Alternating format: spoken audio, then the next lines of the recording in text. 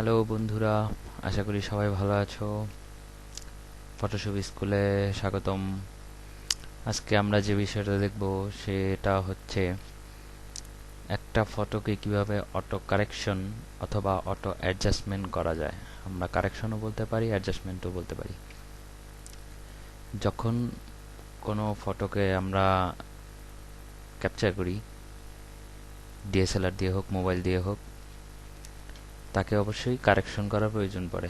বিশেষ করে যারা প্রফেশনাল ফটোগ্রাফার তাদের অবশ্যই প্রয়োজন পড়ে, কারণ সবসময় সানলাইট থাকে না, সবসময় আলো পরিপূর্ণ থাকে না, আলো স্বল্পতাও থাকতে পারে।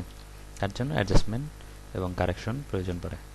কারেকশন অ্যাডজাস্টমেন্ট আমরা একই জিনিস ফটোশপের ক্ষেত্রে। তো দেখি কিভাবে করতে হয়।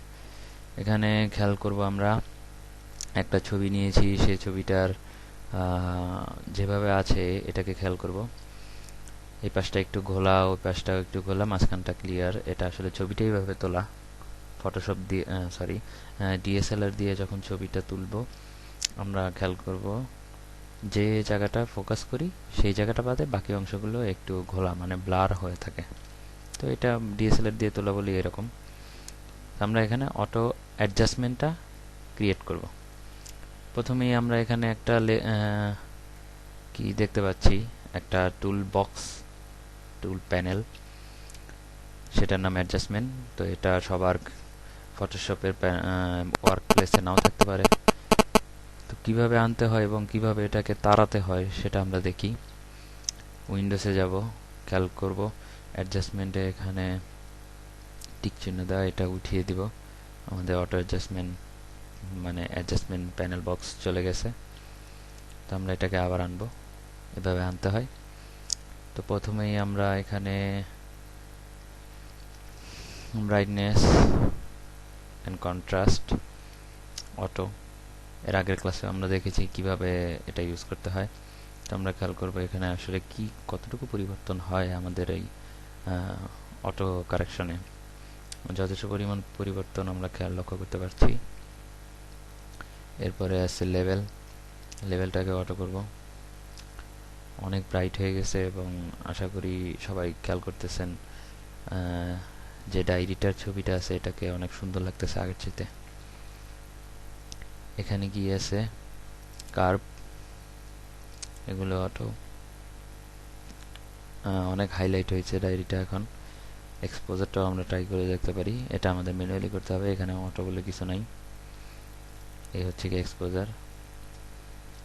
এক্সপোজারে অফসেটটা বাড়াই দিলে আমরা দেখতেছি গোলা হয়ে যাচ্ছে, তো আমরা কিছুই দিব না। এতে দিলে ডার্ক হয়ে যাচ্ছে, এটা দিলে ব্রাইট হয়ে যাচ্ছে। এভাবে আমরা অটো কারেকশন করব, দরকার নেই এটা আমাদের। ইয়েস, এখানে ভাইব্রেন্স আছে, ভাইব্রেন্সটা আমরা খেয়াল করি। ভাইব্রেন্সটা যদি একটু বাড়াই, অবশ্যই খেয়াল করতেছি যে অংশটা কালারফুল সেই অংশটা আরও উজ্জ্বল কালারে পরিণত হচ্ছে।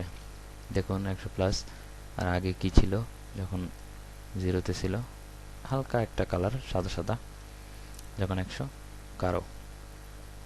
তো এই হচ্ছে আমাদের ফটোতে আমরা যে সকল ইফেক্টগুলো অটোমেটিক্যালি দিতে পারি সেই অংশগুলো দেখলাম। তো আমি আমার আরেকটা পিকচার ওপেন করেছিলাম, এ হচ্ছে কি আমাদের আরেকটা পিকচার। এখানে অটো অ্যাডজাস্টমেন্ট করলে আমরা কি কি পরিবর্তন দেখতে পাই একটু খেয়াল করব। প্রথমে আমি লেভেলটা ইফেক্ট করব, সবাই খেয়াল করি।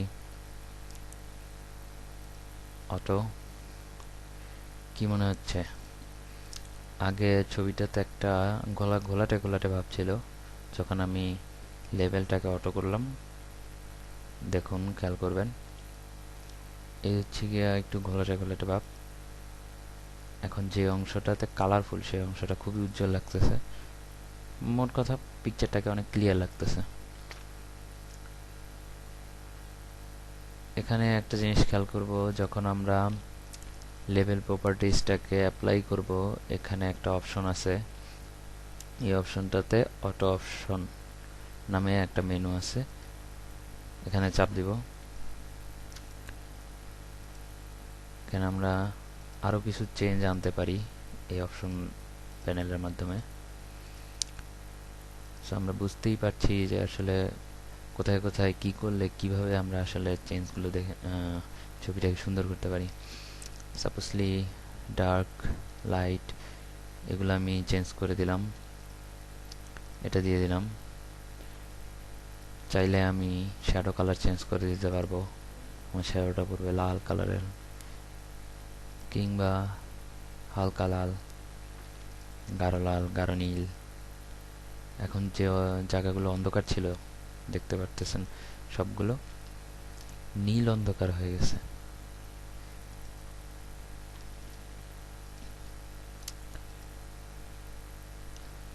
এই হচ্ছে অপশন। আমি কালারটা চেঞ্জ করে দিলাম, মিড টোনের কালারও চেঞ্জ করতে পারবো চাইলেই আমরা। এখানে আমরা সবুজ কালারটা দেব। হাইলাইট, মোট কথা যে অংশগুলো হাইলাইট সেই অংশের কালারটা কেমন হবে। তো সাদা এই অংশটাকে সিলেক্ট করলে যা ছিল তাই থাকবে, এদিকে সিলেক্ট করলে আমি যে কালার সিলেক্ট করতেছি সেই কালারটা দেখা যাবে।